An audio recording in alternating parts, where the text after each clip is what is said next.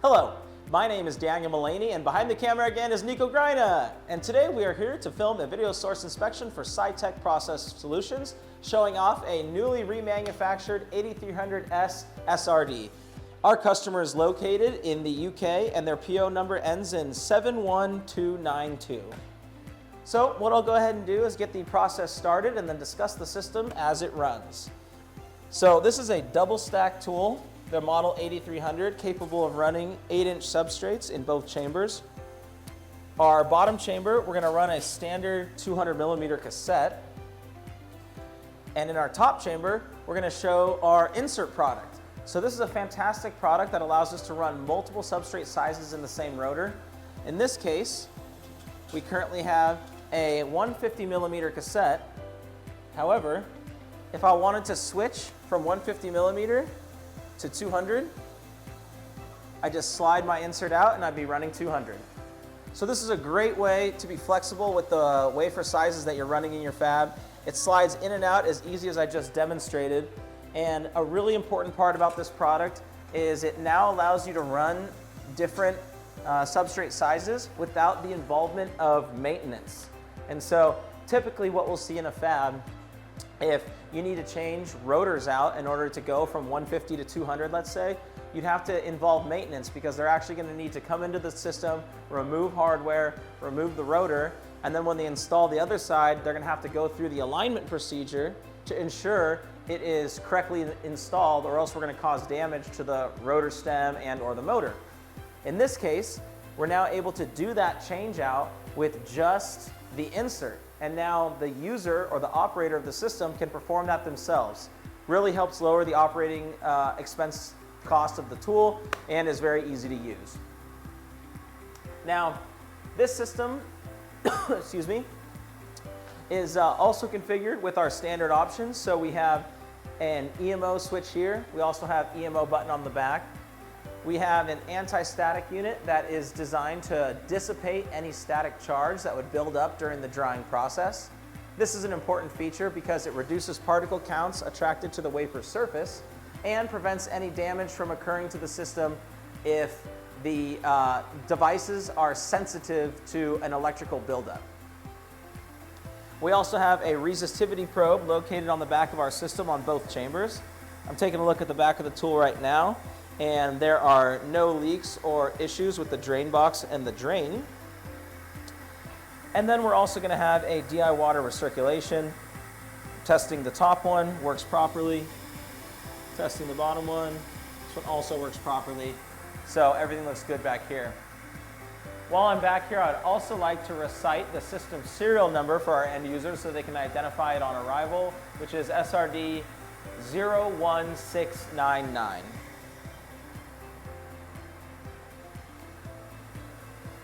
Okay, coming back to the front of the system, and I can see that we are completing dry 1 on the bottom chamber right here.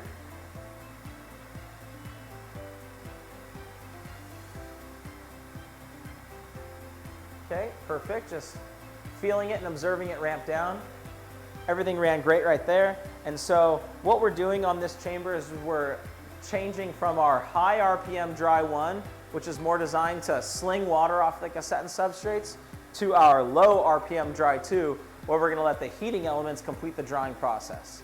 So throughout the entire drying process, you're going to have all the heaters on regardless of your RPM, but just the design of the recipe with that RPM set point results in a different effect to the cassette and substrates. As I mentioned in the beginning, high RPM, as you can imagine, is more vigorous and whips off the DI water, whereas dry 2 is slower and our heating elements are going to be able to complete that drying.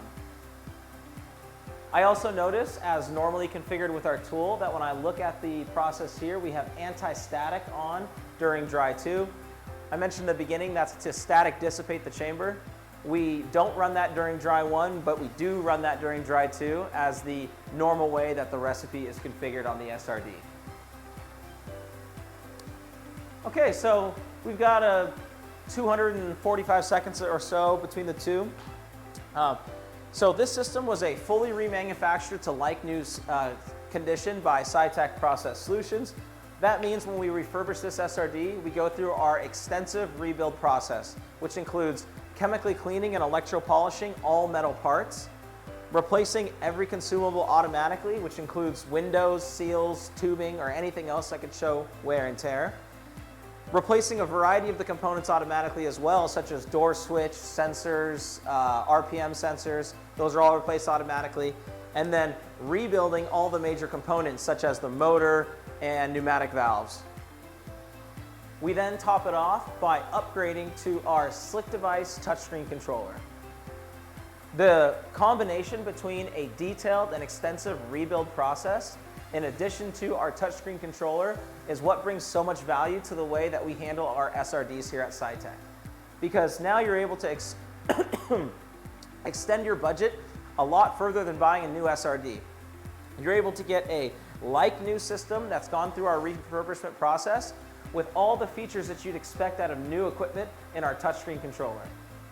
Our touchscreen controller upgrades from the original one, the ability to program multiple detailed recipes, has a maintenance mode for individually activating all the components during your troubleshooting, an alarm screen that allows you to see local troubleshooting instructions on the system, something I haven't seen on other equipment, but if you have an alarm, when you select it, it's going to describe the alarm failure and then give you several troubleshooting instructions that you should perform in order to figure out what's failed on the tool. That way, when you call us with the alarm that occurred, you've already done the first layer of troubleshooting that help us to identify the component that needs to be swapped out.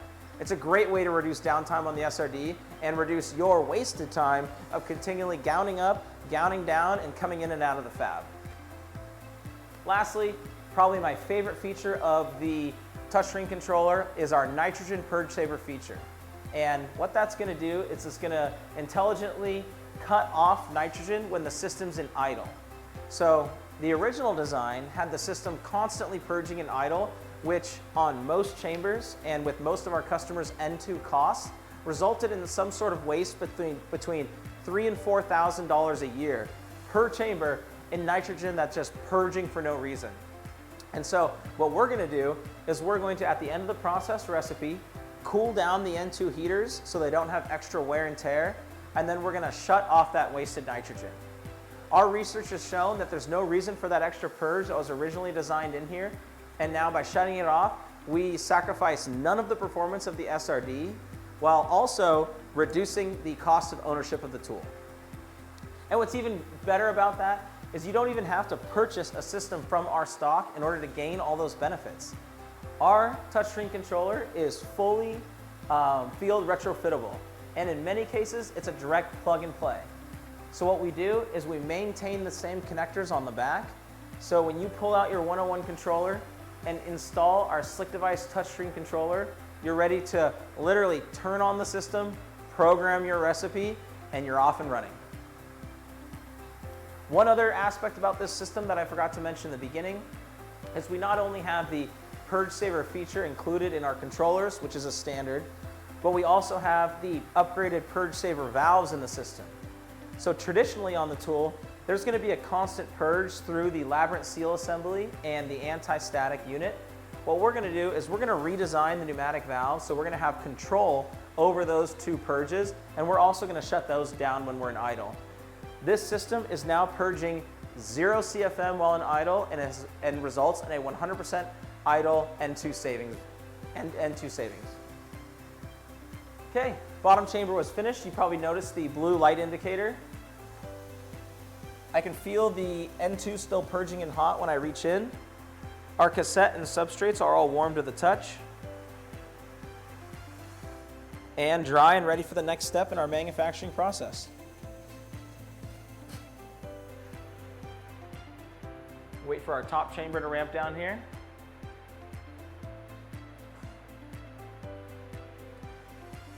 Now we are uprighting. The system detects the SRD being in the home position.